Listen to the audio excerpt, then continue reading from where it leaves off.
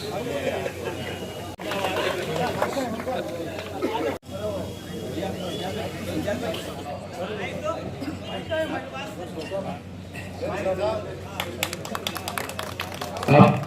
हमारे समीर साजिद बिल्डर वडापाव वाले मामा वडापाव काय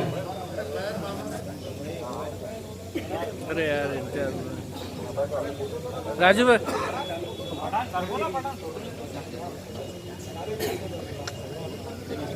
अपने उम्मीदवार को हमको 1 नंबर का वोट देना और जो भी हमारा पदाधिकारी जो भी हमारा वोटर मिलेगा हर करता वाला तो तुम्हारे 1 नंबर की वोटों को कोई कीमत नहीं है। अगर मान लो 25,000 का टारगेट है 50,000 वोटों में से और किसी को 5 है, किसी को 3 है, किसी को 2 है, किसी को 15 है, किसी को 18 है, तो 25 का किसी ने टारगेट कंप्लीट नहीं किया। इसका मतलब जिन लोगों को 1 नंबर का वोट मिला है उसमें से एक भी चुन के आने के लायक नहीं है।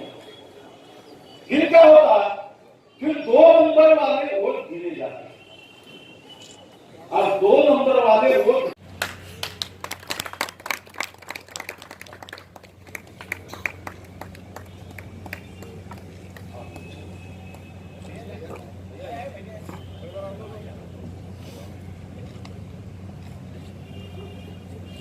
इस प्रोग्राम को अब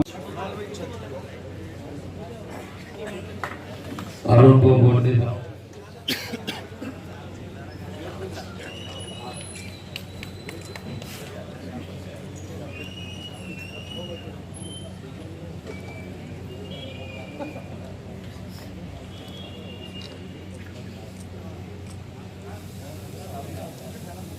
है लेकिन उसको क्रमांक देना होता है कि 1 नंबर पे तुम्हारा कौन पसंद वाला है, 2 नंबर का कौन पसंद वाला है, 3 नंबर का कौन है, 4 नंबर का कौन है, ऐसा ऐसा आपको लिखना है। अगर आपको 1 नंबर लिखे, 2 नंबर लिखे, 3 नंबर भी लिखे और बाकी नहीं लिखे तो भी चलता, लेकिन ध्यान इस बात का रखना चाहिए कि नाम के आगे जो हमारा पसंदीदा उम्मीदवार है लकीर भी मार देते, नीचे से थोड़ा ऐसा कोना भी निकाल देते तो वो 2 हो जाता है और नहीं तो फिर वो बाद में हो जाता है। सही वोट है गिना जाएगा। उसमें होता क्या है, कभी 1 नंबर का उम्मीदवार हारता भी है, 2 नंबर वाला भी जीत जाता है। तो वोट मिला है पूरा कुल मिलाकर जितना वोट हुआ है मतदार संघ के अंदर उसका एक टारगेट रखने की पावर उस निर्वाचन अधिकारी को होती है। वो मतलब मान लो आजकल चुनाव कैसे होते हम लोग देखते हैं, ऐसे 288 के सभागृह के अंदर वो 288 सभी लोग होशियार होंगे, अच्छे होंगे ऐसा नहीं, गलत।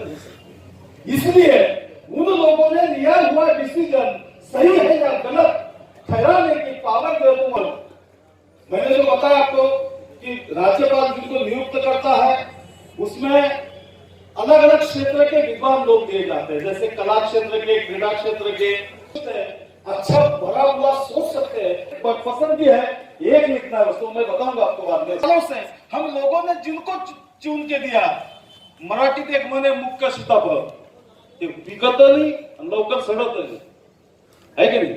ऐसे जो लोग हैं, जो लोग सभागृह में कभी अपना मुंह खोले नहीं, ऐसे लोगों को पिछले कई सालों से हम लोगों ने इज्जत हमको बख्शी है कि हमारे पार्टी के 2 MP होने के बावजूद भी आज सेंट्रल गवर्नमेंट की जो कमेटीज होती है, अर्बन डेवलपमेंट कमेटी, केंद्रीय समिति जो है, वहां पर इम्तियाज जलील साहब का जो है तो सिलेक्शन हुआ है, उस कमेटी के जो है हमारे खासदार मेंबर बने।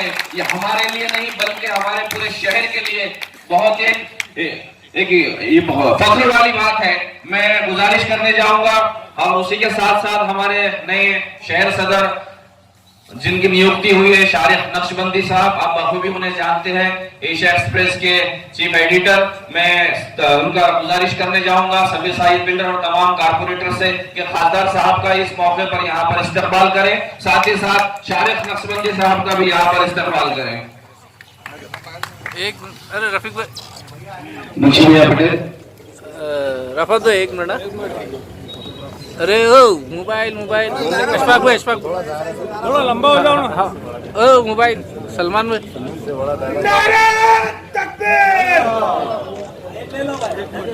अच्छा अजीम भाई छुप जा रहे, अजीम भाई छुपा दिए। जैसे कि आप लोग सब जानते हैं कि आज हम लोग यहाँ पर जमा होने का जो मकसद है कि मजलिस इत्तेहादुल मुस्लिमीन औरंगाबाद जिले की पदवीधर की इलेक्शन लड़ने जा रही है, तो उसी का लाया पर हम लोग तैयार कर रहे हैं और कोशिश कर रहे हैं कि किस तरीके से हम इस इलेक्शन में कामयाबी हासिल कर सके, किस तरीके से इस इलेक्शन को लड़ सके। तो इसी की जद्दोजहद में हम लोग लगे हैं। आप तमाम से गुजारिश है कि इस इलेक्शन में जो भी आप मदद कर सकते हैं, जो भी आप लोग काम कर सकते हैं, आप आगे बढ़कर जो है तो मुंशी भैया पटेल के पास, हमारे कुणाल खरार साहब के पास, राजू पटेल साहब के पास ये तो आकर बात करिएगा। इंशाल्लाह मैं भी आप लोगों से रूबरू बात करने की कोशिश करूंगा। दूसरी बात, हम लोग जमा होने का मकसद ये है कि मजलिस इत्तेहादुल मुस्लिमीन ने खादर इम्तियाज जैन साहब ने शारिक नजमुद्दीन साहब को औरंगाबाद का शहर जिला अध्यक्ष बनाया है, तो इसकी मुबारकबाद देने के लिए हम लोग यहाँ पर जमा हुए हैं। तमाम मोहिबान मजलिस से मेरी एक गुजारिश है कि जिस तरीके से आप लोगों ने मेरा साथ दिया, शेख अहमद साहब का साथ दिया, मुंशी भैया का साथ दिया, उसी तरीके से शारिक नजमुद्दीन साहब का भी हम सबको साथ देना है। यही बात कहकर अपनी जगह दूंगा। जज़ाकल्लाह, शुक्रिया बहुत बहुत। पद पे नियुक्ति हो गई, ऐसे हमारे शारिक नक्शबंदी साहब, हमारे समीर साजिद बिल्डर साहब, शेख अहमद साहब, तमाम कॉर्पोरेटर्स और तालुकी से आए हुए हाजी माजी, जिला सदर, तालुका सदर, शहर सदर, तकरीबन लोग यहाँ पर दिख रहे हैं सिल्लोड़ के छोड़ के। तो मैं आप सबका तहे दिल से शुक्रिया अदा करता हूँ कि जिस जज्बात के साथ हमने लोकसभा लड़ी थी, मुझे ऐसा लगता है इंशाल्लाह कि हम उसी जज्बात के साथ पदवीधर मतदार संघ भी लड़ेंगे। अभी हमारे दोस्त प्रभाकर पारदी साहब ने बहुत तफसील से बात समझाई और इस जगह की तासीर भी बताई कि इस जगह में एक ऐसी जादू ही समझो क्या, हकीकत में मैं जब भी देखता हूँ यहाँ मीटिंग बुलाई जाती है तो एक आवाज के ऊपर यहाँ पर लोग जमा हो जाते हैं, तो ये जगह की जादू ही बोलना चाहिए। तो मेरे भाइयों, तो ये जगह अभी जब मीटिंग मेरे ख्याल से कल इन्होंने अपील की थी कि आप जो है तो यहाँ पर 6 बजे मीटिंग, तो आप लोग जो आए 6 बजे राइट टाइम आए, और मैं अभी कुछ हमारे नेतागण जो है तो लेट आए। 6 बजे मीटिंग चालू होना चाहिए था, 6:30 बजे 7 बजे, तो उसके लिए भी माफी चाहता हूँ। तो हम लोग जब भी इलेक्शन लड़ते हैं मजलिस इत्तेहादुल मुस्लिमीन, आपने देखा होगा कि जज्बात के साथ दिल से हम इलेक्शन लड़ते हैं। और ये पदवीधर मतदार संघ का इलेक्शन है। मैं कुणाल साहब के ऑफिस पे गया था, उस दिन हमारे एक जनाब कह रहे थे अकलमंदों का इलेक्शन है, लेकिन ऐसा नहीं है। अकलमंद अगर चलता तो ये गलत बात है, मैं उनको नहीं टोका कि ऐसा मत बोलो बोल के, लेकिन ऐसा बोलना भी गलत है। ये इलेक्शन आज जो हो रहा है, ये पदवीधर जो लोग हैं ये उनको वोट देते हैं। पदवीधर जो एजुकेटेड है, जिनका नाम वोटिंग लिस्ट में है। अभी मेरे एक दोस्त कह रहा था कि पीड़ के अंदर 1.5 लाख जो है तो वोटिंग लिस्ट में नाम है, लेकिन औरंगाबाद में हमारे पास कम है। इसीलिए कम है कि हम जो है तो इस तरफ तवज्जो नहीं देते, इस तरफ ध्यान नहीं देते। हमारे ख्यालात में ये पदवीधर की अहमियत नहीं है, लेकिन हमारे दोस्त प्रभाकर पारदी साहब ने आपको अच्छी तरीके से समझाया कि किस लिए हमको जो इनको विधान परिषद पे भेजना है। और वो बात अगर हमारे जहन में आ जाए तो यकीनन आज इतने पढ़े लिखे लोग हैं, इतने ग्रेजुएट है यहाँ पर, इतने पदवीधर है कि वो लोग अगर नाम डालना चाहे तो औरंगाबाद शहर में मुझे ऐसा लगता है कि 70% यहाँ से ही आदमी चुनकर आ सकता है। लेकिन हम 5 साल इस बात से गाफिल रहते हैं कि हमको उस चीज की तरफ हमारा ध्यान ही नहीं रहता। लोकसभा, विधानसभा और जो है तो नगर सेवक, हम इस तरफ ज्यादा तवज्जो देते हैं। विधान जैसे शिक्षक मतदार संघ का इलेक्शन होता है, पदवीधर मतदार संघ का होता है, एमएलसी होती है, जैसे नगर सेवक इलेक्शन डालते हैं, वो वोट डालते हैं। तो मेरे भाई यहाँ पर जो भी है जज्बात के अंदर जो तो हम लोग काम करते हैं। और यकीन मानिए, मुझे आज भी अल्लाह की जात से उम्मीद है, जिस जज्बात के साथ लोकसभा में हमने काम किया था उसी जज्बात के साथ आज जो है तो पदवीधर। ये उन्वान बुरा लगता है, जुल्म सहता हुआ इंसान बुरा लगता है। और कितनी मसरूफ हो गई ये दुनिया देखो, कितनी मसरूफ हो गई ये दुनिया देखो। एक दिन ठहरे तो मेहमान बुरा लगता है। और मेरे अल्लाह मेरी नस्लों को जिल्लत से निकाल, हाथ फैलाए मुसलमान बुरा लगता है। क्योंकि बात शेर से शुरू हुई थी, तो मैं यहाँ पर स्टेज पे तशरीफ फरमा महाराष्ट्र के वाहिद मुस्लिम आमदार और हिंदुस्तान भर में अपनी मकबूलियत रखने वाले किस्मत के धनी मुकद्दर के सिकंदर आफताब आली जनाब इम्तियाज जलील साहब और उनकी सोच ये बड़ा डिस्टर्ब कर रहे लोग। हम ग्रेजुएट हल्के इंतखाब के जलसे में बैठे हैं। पहले ऐसे समझने की जरूरत है कि ये क्या है। बहुत से लोग, मैं समझता हूँ, ये जानते नहीं है कि ग्रेजुएट हल्के इंतखाब क्या है। मैं आपको बता दूं कि जो स्टूडेंट ग्रेजुएट बनता है, बीए, बीएससी, बीकॉम, जो डिग्री लेता है, ये उसका वोटर बनता है। लेकिन वोटर कब बनता है कि वो अपना रजिस्ट्रेशन कराता है। बहुत सी तंजीमें, बहुत सी जमातें अपना रजिस्ट्रेशन कराती है। जैसा कि साबिका में एनसीपी में जो आमदार है, भी मौजूद सतीश चौहान एमएलसी है, वो हजारों की तादाद में उन्होंने तो अपने वोटर्स बनाए हैं। इसी तरह दूसरे भी अपने वोटर्स बनाते रहते हैं और वोटर्स बनाने के बाद इलेक्शन में तो मुकाबला करते हैं। लेकिन चूंकि मजलिस नई जमात है और मजलिस के पास जिसकी शुरुआत ये तो औरंगाबाद में तो हमें तो 7-1 साल का ही मुख्तसर अरसा हुआ है, फिर भी मजलिस ने जो काम किया, आज एक उम्मीदवार हमारे पास मौजूद है और कुणाल खरात एक तालीमी याफ्ता वेल एजुकेटेड पर्सन है, जिनके लिए ये मुकाबला इतना आसान नहीं है जितना हम समझ रहे हैं। लेकिन हमने कोशिश करना चाहिए और उन्होंने ये कोशिश शुरू की है। आप लोगों को अलग अलग तरीके से समझाया गया कि हल्के इंतखाब क्या है और हम आज कभी इसमें कामयाब हो जाते हैं तो हमारा मुस्तकबिल बहुत सुनहरा होगा।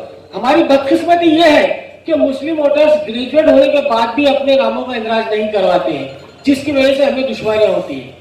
मैं यहाँ पर खासदार साहब की एक और सोच को भी सलाम करता हूँ कि हमने एक शारिक नक्शबंदी जैसा तालीमी याफ्ता सहाफी को अपना शहर सदर बनाया है।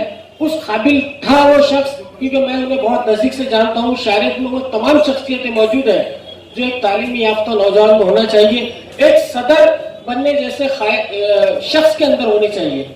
और शारिक नक्शबंदी से मुझे ऐसी उम्मीद है कि वो पार्टी को बहुत मजबूत करेंगे, जैसा कि हमारे खासदार साहब ने इस पार्टी को महाराष्ट्र भर में फैलाया। और आपको इस बात का फख्र होगा कि बिहार की कामयाबी में हमारा औरंगाबाद के खासदार साहब को और औरंगाबाद की टीम को बहुत बड़ा हाथ है। इसके लिए जोरदार तालियां होना चाहिए, क्योंकि बिहार जैसी स्टेट में जाकर उन्होंने रात दिन मेहनत की और 5 नशिस्तें मिली हमें। लेकिन एक बात मैं सोचता था कि लोग शेर आया कहते हैं। अब मुझे समझ में आया कि बंगाल के इलेक्शन में शेर तो आया नहीं, लेकिन घबराहट अभी से शुरू हो गई और इंशाल्लाह वो शेर जाएंगे और एक नहीं 2 शेर जाएंगे और 5 बाजू से ना चीते भी आएंगे। ये चीता नहीं बता रहा हूँ, बिहार के चीते आएंगे। तो इंशाल्लाह वहां पर हमें बिहार, बंगाल में भी, पश्चिम बंगाल में भी एक बड़ी कामयाबी मिलेगी। और मैं समझता हूँ हमारे कायद का दर्जा अल्लाह ताला ने इस कदर बुलंद किया है कि अब पूरी दुनिया में उनका नाम हो रहा है। मैं आपको बता दूं कि हम इराक गए थे और इराक के होटल में बैठे थे तो एक बंगाली नौजवान असद साहब की तकरीर सुन रहा था, तो हमें बड़ा फख्र महसूस हुआ कि इराक में भी असद अवैसी साहब को जानते हैं लोग और उनका इस्तकबाल करते हैं कि क्या कहता है आदमी। तो हमें ये फख्र है। मैं यहाँ पर ज्यादा वक्त नहीं लूंगा कि हमारे सामने खासदार साहब बैठे हैं और वो बार बार जब देखते हैं तो घबराहट होती है। मुझे लगता है कि ज्यादा वक्त लिया जा रहा है, तो ज्यादा बात न करते हुए अल्हम्दुलिल्लाह। तमाम मुहिबान मजलिस, स्टेज पर जलवा अफरोज हमारे कायद मोहतरम इम्तियाज जलील साहब, मेरे भाई समीर साजिद बिल्डर और ग्रेजुएट कॉन्स्टिट्यूंसी के उम्मीदवार डॉक्टर कुणाल खरात साहब, तमाम नगर सेवक और तमाम दोस्तों, अस्सलाम वालेकुम रहमतुल्लाहि व बरकातहू। मैं कुणाल खरात साहब के खत में अपना सलाम दूंगा आपको इंशाल्लाह। लोग कहते हैं ना किसी के खत में किसी और का सलाम, तो भाई की आज हम कैंपेनिंग के लिए यहाँ पर जमा हुए हैं और लोग कहते हैं कि मोदी है तो मुमकिन है, हम कहते हैं कि मजलिस है तो मुमकिन है। मजलिस है तो मुमकिन है, इसलिए कहता हूँ कि हम मजलिस है इसीलिए हमने बिहार में खाता खोला माशाल्लाह। मजलिस है इसीलिए हमने 30 से तकरीबन 40 साल बाद औरंगाबाद से MP चुन कर दिया है। मजलिस है, इसीलिए हम महाराष्ट्र में 2 MLA कामयाब करने में कामयाब रहे। तो सिर्फ मजलिस है तो मुमकिन होगा इंशाअल्लाह। मेरी आप तमाम लोगों से यही रिक्वेस्ट है, यही गुजारिश है कि जिस तरीके से आपने हमारे भाई समीर साजिद बिल्डर का साथ दिया, ये ऐसा नौजवान मेरा भाई है कि जिसने न सिर्फ अपने वक्त से बल्कि अपनी दौलत से भी हमेशा मजलिस के साथ खड़ा रहा। देखिए, किसी भी मूवमेंट को खड़े करने के लिए जज्बात के साथ साथ फंड्स की बहुत ज्यादा जरूरत पड़ती है। ये ऐसा नौजवान है जिसने अपना पूरा वक्त भी दिया और जहां कहीं भी मजलिस को जरूरत महसूस हुई वहां पर सीना सफर होकर खड़ा रहा। एक और बात कहना चाहूंगा, चूंकि कायदे मोहतरम यहाँ पर है, आपने मुझ पर एतमाद किया, मैं पूरी कोशिश करूंगा कि मजलिस का संगठन को मजबूत करो। ये मेरी पहली प्रायोरिटी होगी। गली गली कूचे कूचे में हम मजलिस के लोगों को मजलिस से जोड़ेंगे, नाराज लोगों को मनाकर इंशाल्लाह मजलिस में फिर वापस लाएंगे। ये हमारा मिशन है इंशाल्लाह। ये एक बात। दूसरी और अहम बात यह है कि साल भर का टेन्योर है। पद पर समीर के बाद शारिक के बाद कोई और आते जाएगा, लेकिन मजलिस इंशाल्लाह बरकरार रहेगी। मजलिस को शख्सियत की जरूरत नहीं रहेगी, बल्कि मेरे और आपके कायद मोहतरम असदुद्दीन ओवैसी साहब की आइडियोलॉजी को ये बरकरार रखना, ये हमारी आपकी जिम्मेदारी है। तो ये मैं चूंकि बोलता कम हूँ, भाई से लिखने की आदत ज्यादा सीखा हूँ। एक और बात बता दूं कि 16 साल पहले मैं जब मास्टर्स इन जर्नलिज्म कर रहा था तो मोहतरम इम्तियाज जलील साहब मेरे कॉलेज में गेस्ट लेक्चर लेने के लिए आते थे। तो तभी से इनको देखकर सोचा था कि जर्नलिज्म की फील्ड में ही कुछ करूंगा इंशाल्लाह। बड़े हैंडसम अंदाज में उस वक्त भी आते थे, आज भी माशाल्लाह उसी रौनक के साथ चमक रहे हैं। तो ये जो मोहब्बत मजलिस के साथ आप लोगों की मौजूद है, ये मेरे साथ भी रही है और मेरे बाद आने वाले प्रेसिडेंट के साथ भी आपका काम है कि उसी जुस्तजू के साथ, उसी ताकत के साथ आप मौजूद रहिए। हम मजलिस में, मैं थोड़ा सा साफ बोलता हूँ, माजरत चाहता हूँ, माफी चाहता हूँ, हम मजलिस में ग्रुप नहीं बनाएंगे। ग्रुप सिर्फ एक ही बनेगा, वो होगा मजलिस का ग्रुप। बस ग्रुपिज्म को हम इंशाल्लाह खत्म करेंगे और मजलिस में ग्रुप सिर्फ मजलिस का होगा इंशाल्लाह। जब तक मुझे मौका दिया गया, मैं पूरी एड़ी चोटी लगाकर, पूरी ताकत लगाकर, अपनी हैसियत और इस्तेदाद के साथ आप लोगों के साथ खड़ा रहूंगा। मैं एक और कोशिश करूंगा इंशाल्लाह कि मजलिस में हर किसी को बोलने का पहले मौका था, कुछ कम्युनिकेशन गैप थे, कुछ शिकायतें थी, तो मैं कोशिश करूंगा कि आप लोगों के जरिए आप लोगों तक पहुंचूं और डिजिटल टेक्नोलॉजी के जरिए पहुंचूं। मैं इंशाल्लाह बहुत जल्द हम खासदार इम्तियाज जलील साहब के हाथों एक ऐसा एप्लीकेशन लॉन्च करेंगे इंशाल्लाह। ये मेरा प्लान है कि हम मजलिस को भी डिजिटलाइज कर देंगे ताकि हमारे कार्यकर्ता में भी ये हौसला और ये हिम्मत रहे कि हम भी किसी और रूलिंग पार्टी से, मतलब हम बीजेपी से कम नहीं है, हम भी उन्हीं के साथ साथ जदीद टेक्नोलॉजी का, लेटेस्ट टेक्नोलॉजी का यूज करेंगे इंशाल्लाह और एक ऐसा एप्लीकेशन बनाएंगे कि जिसमें आपको 24 घंटे उससे अटैच रहने का मौका मिलेगा। आप अपनी शिकायतें खुलकर उसके अंदर रख सकेंगे और हम कोशिश करेंगे कि अपनी जितनी जो एक इस्तिताअत है, जो हमारी टीम है, वो टीम के जरिए आपकी प्रॉब्लम्स को दूर करे।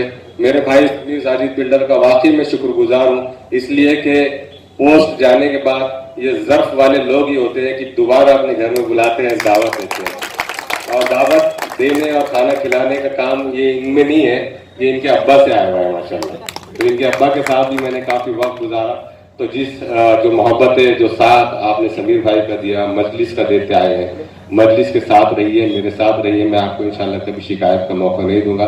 कल अगर मजलिस कहेगी कि आपको एक कार्यकर्ता की हैसियत से काम करना है तो इंशाल्लाह शारिक नक्शबंदी आपसे वादा करता है कि वो पीछे पीछे मेरे कायदे मोहतरम इम्तियाज जलील साहब, डॉक्टर साहब के पीछे चल पड़ेगा। और हम सबको भी यही सोचकर और यही समझकर चलना है कि चाहे पोस्ट मिले, पद मिले, ना मिले, कॉर्पोरेटर का टिकट वैसे अपने हाथ में नहीं है, अपन बोल देते हैं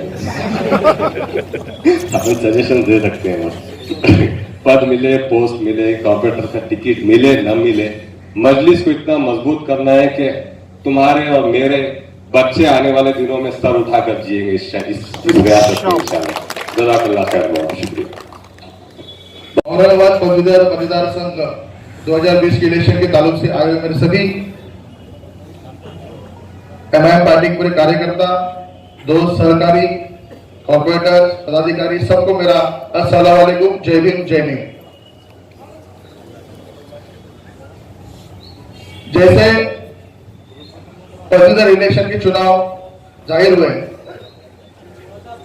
तब से मैं इम्तियाज भाई को बोल रहा था कि साहब अपन ये चुनाव लड़ने चाहिए।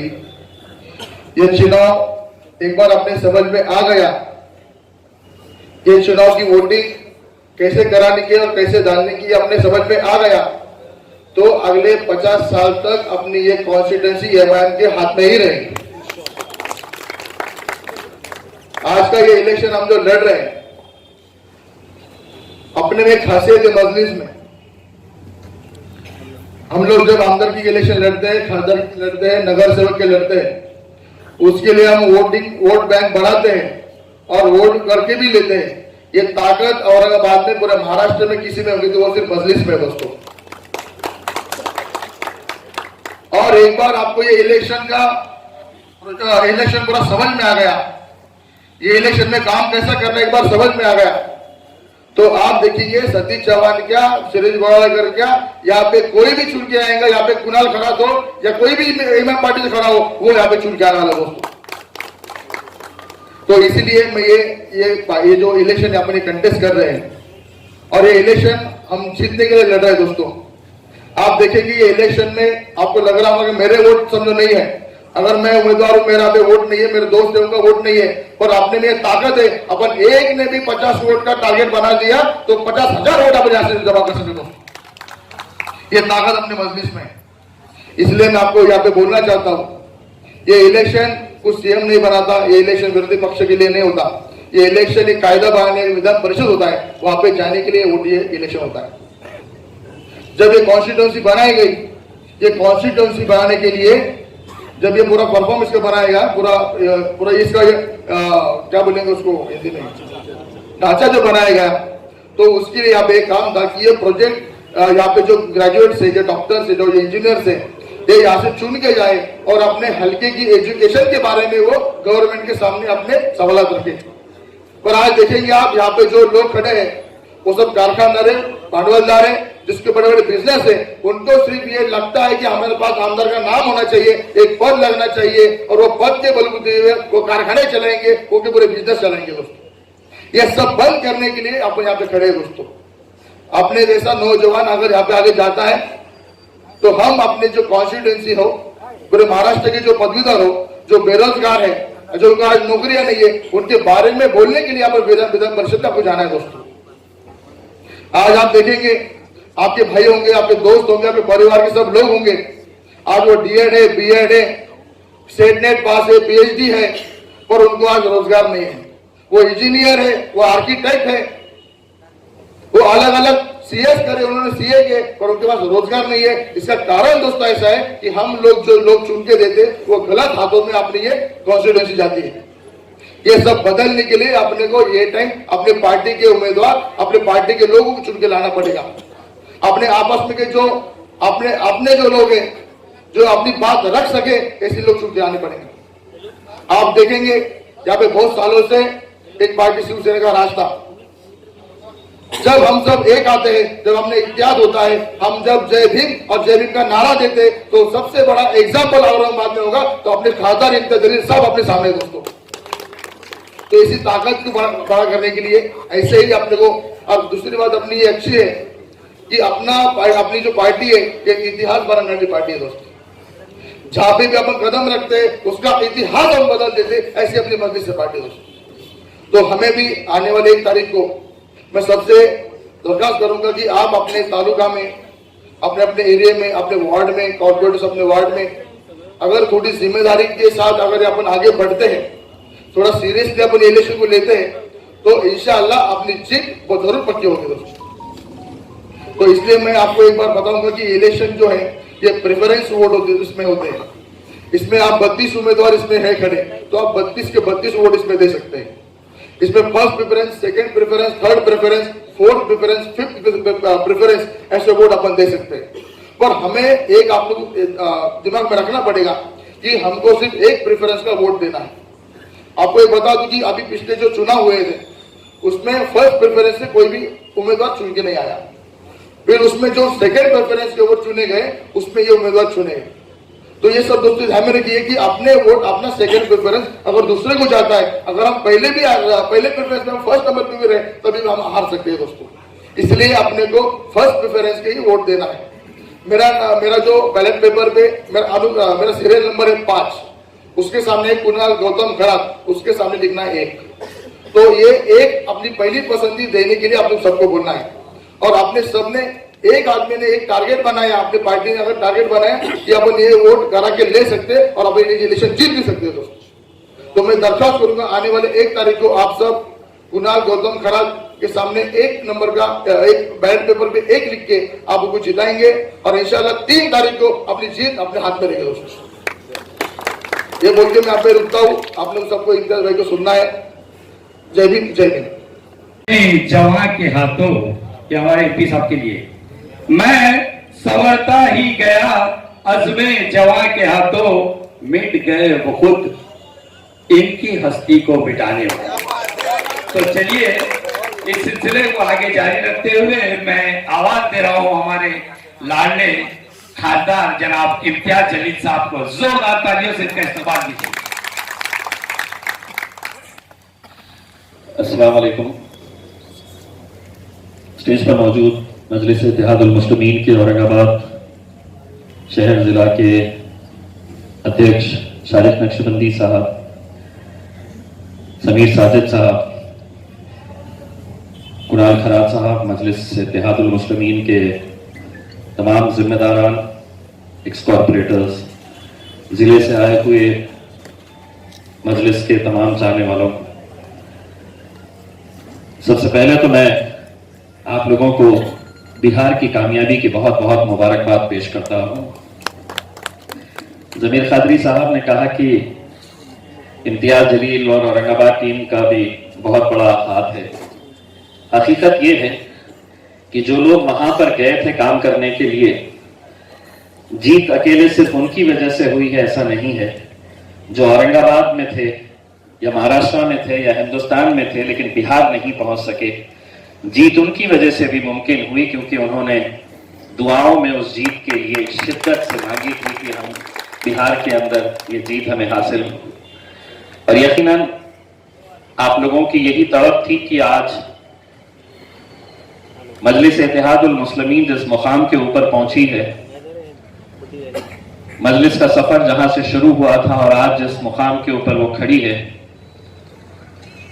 मुझे अभी याद है कि जब हम आखिरी का जलसा बिहार के कोचाधामन में करके हम जब हेलीकॉप्टर से असद साहब के साथ जा रहे थे, असद भाई की थकन 15 दिन 20 दिन लगातार सुबह से लेकर रात तक जो जलसे करते थे, मैंने उनसे पूछा कि असद भाई क्या लगता है, तो असद भाई ने मुझसे कहा था कि 3 तो पक्के हैं, लेकिन वो 3 सीटें जो उन्होंने बताई थी,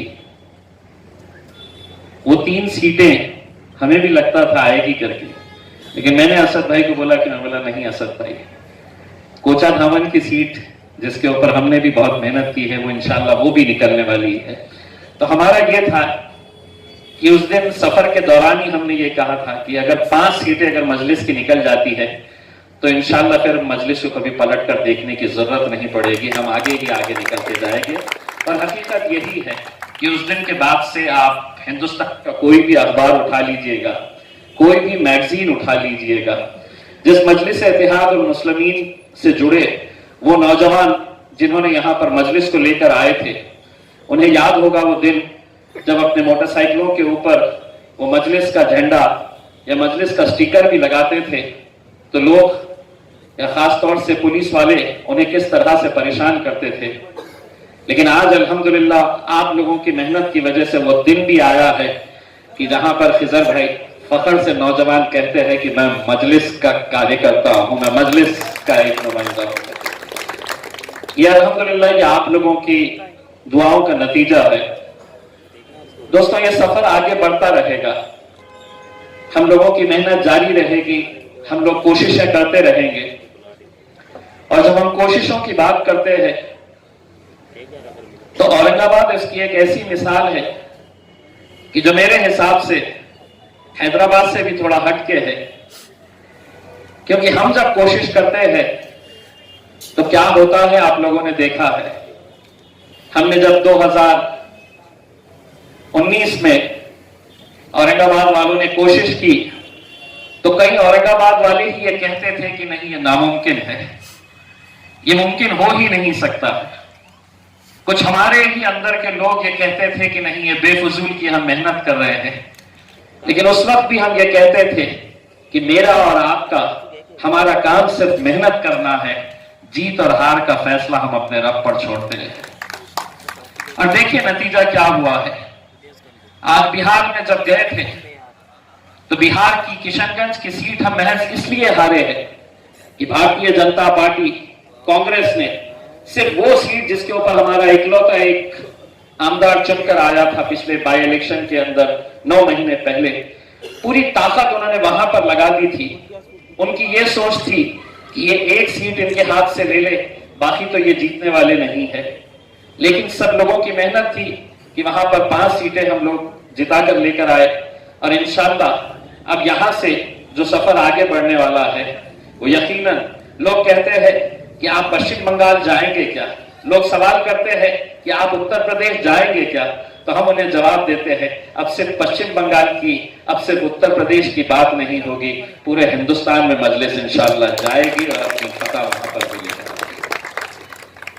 लेकिन इसके लिए जिस पार्टी का इत्तेहाद हमारी ताकत है, जो हमारी पहचान है, वो बहुत जरूरी है।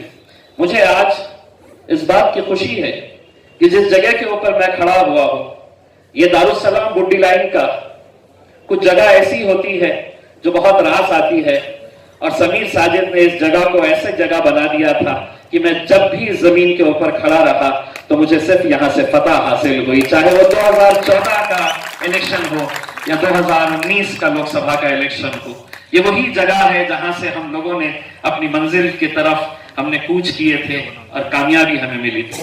आज समीर साजिद बिल्डर की जगह पे शारिक नक्शबंदी साहब इस ओहदे के ऊपर आए हैं।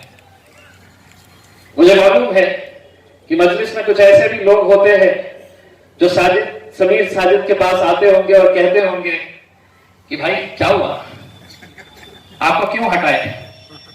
समीर साजिद को मैं ये कहना चाहता हूं कि ऐसे नौजवान ये पदों से हटते नहीं है, ये इम्तियाज जलील और असद साहब के दिल में बसे हुए हैं। ये नौजवान, ये जिन लोगों ने मेहनत की है, इतनी शिद्दत से मेहनत की है, मैं यकीन मानिए मैं ये बात की गवाही देता हूं कि मेरा सगा भाई भी क्या मेहनत करेगा जो मेरे इलेक्शन के दौरान समीर साजिद ने इसी जगह के ऊपर से यहां पर की थी।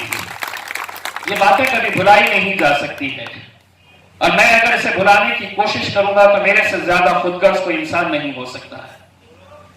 ये नौजवान लड़के हैं जिनके एहसानों के तले हम दबे हैं, और इनका एहसान हम जिंदगी भर कभी नहीं भूल सकते हैं। आज ओहदा चले गया, लेकिन समीर हो, ये यहां पर जितने भी नौजवान लोग बैठे हुए हैं जिन्हें ऐसा लगता है कि अब ये पद चले गया, चाहे उसमें शेख अहमद साहब हो, मुंशी पटेल हो या हमारे कॉर्पोरेटर्स हो, देखिए ओहदे आएंगे ओहदे जाएंगे, ये किस्मत की बात है। ये जरूरी नहीं है कि हर इंसान को यही कहा जाएगा कि नहीं साहब मैं ही हूं। कल के दिन जिस तरह शारिक नक्शबंदी ने यह कहा कि अगर मजलिस में अगर उन्हें हुक्म देती है तो शारिक एक कार्यकर्ता की तरह काम करेगा, मैं भी आपको जबान देता हूं जिस दिन असद साहब कहेंगे कि इम्तियाज अब तुमको कार्यकर्ता बन के रहने का है, हम 2 मिनट का वक्त नहीं लगाएंगे। उस जज्बे के साथ अगर हम आगे बढ़ेंगे तो यकीनन हमसे कामयाबी कोई छीन नहीं सकता है। आज सोचिए मजलिस की ताकत को जब मैं देखता हूं, यहां पर मुदस्सिर अंसारी को, मुंशी पटेल को देखता हूं, तो मुझे ऐसा लगता है कि ये ताकतें अगर एक साथ अगर खड़ी रही तो औरंगाबाद में कोई हमारा बाग बाका नहीं कर सकता। अरुण बोडे साहब ने अपना हाथ अगर कुणाल खराब के सर के ऊपर रख दिया तो मैं समझता हूं कि अरुण बोडे साहब आपकी ताकत क्या है हम भी अच्छी तरह से जानते थे। मैं आपको यही कहना चाहूंगा कि अरुण बोडे को भी लोग बहुत परेशान करते हैं, पुलिस वाले परेशान करते हैं, लेकिन अरुण साहब एक बात समझ लीजिएगा, आप जब तक मजलिस के साथ जुड़े हैं हम चट्टान की तरह आपके साथ खड़े रहेंगे। चाहे वो किसी के ऊपर भी कोई आफत आए, कोई परेशानी, क्योंकि जो लोग मजलिस ये है, मजलिस कभी उन्हें छोड़ नहीं सकती है। मुझे मालूम है कि आने वाले वक्त के अंदर चुनाव आने वाले हैं, कॉर्पोरेशन का इलेक्शन आने वाला है। मैं समझता हूं कि मेरा इलेक्शन लड़ना, मुझे ऐसा लगता है कि बहुत आसान था। महानगर पालिका का टिकट बांटना मेरे लिए सबसे बड़ा मुश्किल काम रहने वाला है। और शारिक भाई ने तो अपना झटक दिए है हाथ कि मेरे हाथ में कुछ नहीं रहेगा। मैं ऐलान करता हूं पूरे टिकट शारिक नक्शबंदी साहब ही बांटने वाले। मैं यहाँ पर कुणाल खरात साहब जो हमारे इस इलेक्शन में ग्रेजुएट कॉन्स्टिट्यूएंसी के हमारे उम्मीदवार हैं। दोस्तों, जब हम एमपी का इलेक्शन लड़ रहे थे तो बहुत सारे लोग जब ये कहते थे कि ये हमारी जीत मुमकिन ही नहीं है, कैसे पॉसिबल है, कौन जीत सकता है, इतनी बड़ी कॉन्स्टिट्यूएंसी है, इतने सारे खेड़े हैं, गांव है, कौन वहां पर जाएगा। लेकिन जब मेहनत की जाती है तो क्या नहीं हो सकता। हम लोगों को असल में एक ज़हनी गुलाम बना दिया गया है। हम लोगों की सोच एक महदूद कर दी गई है कि आपका काम, हमारा काम से वोट देते रहना है, और हम लोग वही काम करते आ रहे हैं। लेकिन आज जब हम मैदान में उतर रहे हैं तो क्या वजह है कि इतनी सारी राजनीतिक पार्टियों के अंदर बौखलाहट हो गई है। आज क्या वजह है कि सारे टेलीविजन चैनल के ऊपर किसने कितनी सीटें जीती है इसकी चर्चा नहीं होती है। महफिलें उनकी सस्ती है जिन्होंने 100-100 सीटें लेकर आए हैं, लेकिन चर्चा हमारी 5 सीटों का होता है। महज 5 सीटें, जहां से अगर हम 20 सीटें उन इलाकों से जहां पर हमारी आबादी है, अगर उन सीटों से अगर मजलिस चुनाव नहीं लड़ेगी तो फिर वहां पर क्या आरएसएस जाकर लड़ेगी, क्या बजरंग दल जाकर लड़ेगी, क्या शिवसेना जाकर लड़ेगी। और हमारे 20 सीटों के बारे में बड़ी चर्चा हो रही है।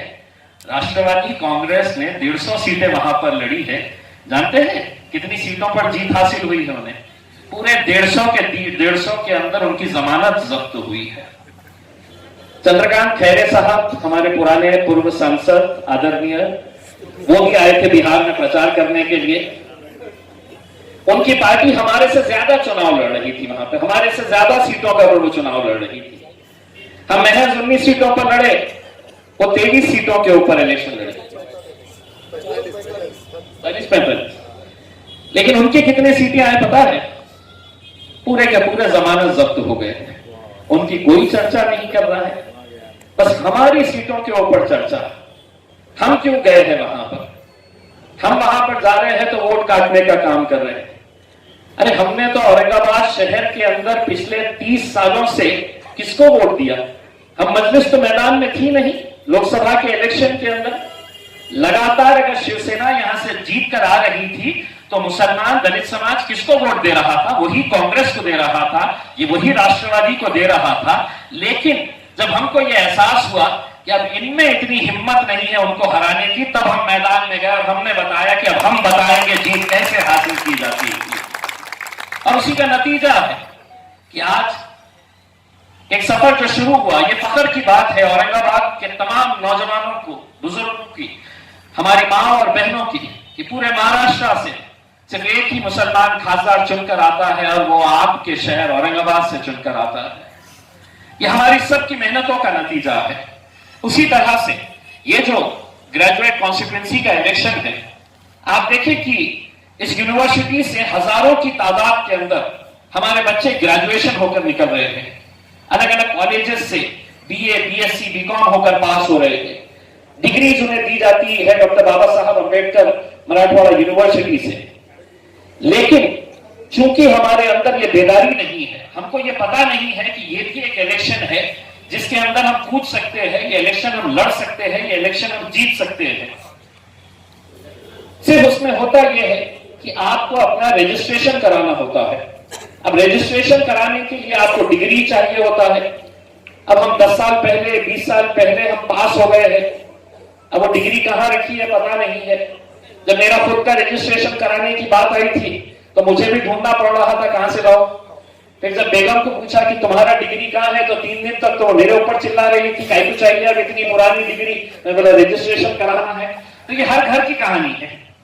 लेकिन आज अगर ये अवेयरनेस अगर हम में आ गया तो मैं आपको यकीन दिलाता हूं जैसा कुणाल खरात ने ये बताया है, ग्रेजुएट कॉन्स्टिट्यूएंसी का आमदार आने वाले कई सालों तक इंशाअल्लाह मजलिस इत्तेहादुल मुस्लिमीन का ही आमदार रहेगा। आप दूसरे उम्मीदवारों को वहां पर भेजते हैं, आप बताइए मुझे, जो आपके ग्रेजुएट कॉन्स्टिट्यूएंसी का नुमाइंदा है, क्या कभी उसने विधानसभा के अंदर, विधान परिषद के अंदर ये मांग की है कि यहां पर एक यूनिवर्सिटी, अलीगढ़ मुस्लिम यूनिवर्सिटी लानी चाहिए? आज सबसे ज्यादा पढ़ाई की दिक्कत किसको है? आज स्कॉलरशिप का मसला किसका है? तो दलित समाज का सबसे बड़ा मसला जो है वो एजुकेशन के ताल्लुक से है। चुनाव आएगा, चुनाव के हद तक आपके पास सभी लोग आएंगे, लेकिन चुनाव के बाद जो मुद्दे आपको वहां पर आवाज उठानी है, वो मुद्दे अगर आवाज नहीं उठाएंगे तो क्या फायदा? इसलिए ऐसे लोगों को भेजो जो आपकी आवाज बनकर वहां पर जाएंगे। मैं आप लोगों से सिर्फ इतनी इल्तिजा करना चाहूंगा कि 1 तारीख के दिन, ये महज एक इत्तेफाक है कि 1 तारीख के दिन ग्रेजुएट कॉन्स्टिट्यूएंसी का भी इलेक्शन है और 1 तारीख के दिन ही हमारे हैदराबाद के महानगर पालिका का भी इलेक्शन है। अब कुछ जगह के ऊपर हमें भी जाना है, वहां पर भी असद साहब का हुक्म आया है कि हमें वहां पर आना है। मैं आप लोगों से अव्वल यही गुजारिश करना चाहूंगा कि अपनी अपनी जिम्मेदारी समझिए। जो लिस्ट है कि हमारा नाम उसके अंदर है क्या नहीं, रजिस्ट्रेशन हमारा हुआ है या नहीं, वो इस दफ्तर के अंदर भी मौजूद है। यहाँ पर आके आप लोग अपना नाम देख सकते हैं। वो लिस्ट पूरी अगर छानेंगे तो हो सकता है कि कोई एक नौजवान ये जिम्मेदारी ले सकता है कि ये 15 वोट, ये 20 वोट, ये 25 वोट, ये मेरी जिम्मेदारी है, मैं ये यहाँ पर देख सकता हूँ। हम यहाँ पर, हमारी टीम जो है बहुत एक्सपीरियंस हो गई है, चाहे वो हमारे समीर हो या खिजर पटेल साहब यहाँ पर मौजूद हैं, हम उनकी भी मदद चाहेंगे। उनके पास जो टीम है, वो पूरी टीम अगर लगती है, यासिर भाई, अगर यासिर भाई भी इसके अंदर लगते हैं, तो ये वो लोग हैं जिनके अंदर एक तड़प है कि मजलिस को कामयाब बनाने के लिए ये दिन रात मेहनत करने वाले लोगों की एक, ऐसे जज्बे के साथ काम करने वाले लोगों की एक टीम है।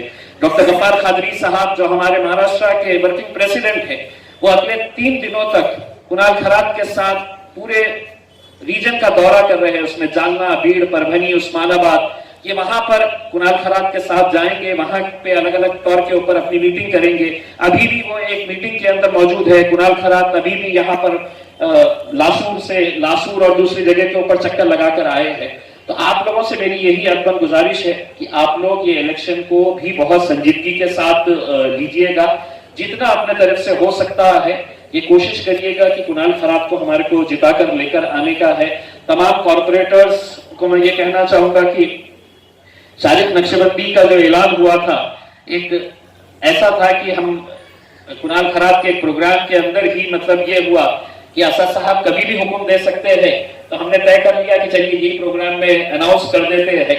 लेकिन मैं चाहूंगा कि शारिक नक्शबंदी साहब का एक अलग से एक प्रोग्राम बड़े लेवल के ऊपर करेंगे, जिसके अंदर हम शारिक नक्शबंदी साहब के साथ साथ मजलिस के जितने भी हमारे साथी लोग हैं जो ओहदे के पीछे ना जाते हुए, ओहदा रहे ना रहे, लेकिन मजलिस के साथ पूरी ताकत के साथ खड़े हुए हैं, हम उनके लिए एक इस्तकबालिया जलसा रखेंगे।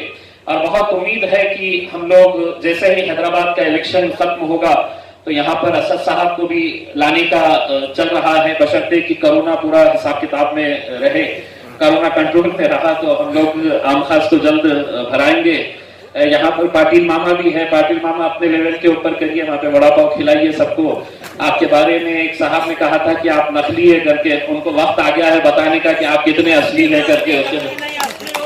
मैं असली है, आप बहुत पक्के हैं आप।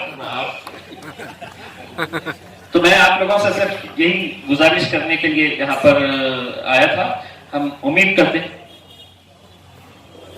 और खास तौर से जो हमारे स्टूडेंट विंग के नौजवान लड़के ये जो पीछे खड़े हुए हैं, ये स्टूडेंट विंग के लड़के जिस तरह से काम कर रहे हैं, ये बेलौस लड़के, ये मतलब इनका नाम आए ना आए, लेकिन जिस तरह से ये लोग काम करते हैं, वाकई में देखिए आज अगर मैं यहाँ पर खड़ा हुआ हूँ तो मैं समझता हूँ कि मेरी ताकत कौन है, तो मेरी ताकत ये है, मेरी ताकत ये है और मेरी ताकत ये है।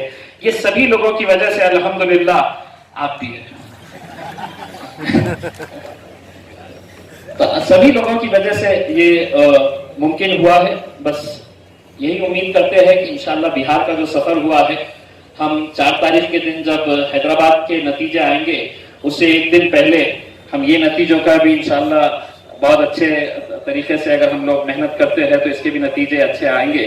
और जो लोग बिहार नहीं आ सके और जो बिहार आए थे उनको कहेंगे कि अब आप लोग पश्चिम बंगाल मत आइए, जो लोग नहीं आए थे उनको पश्चिम बंगाल साथ में लेकर जाएंगे। उसके अंदर बहुत बहुत शुक्रिया।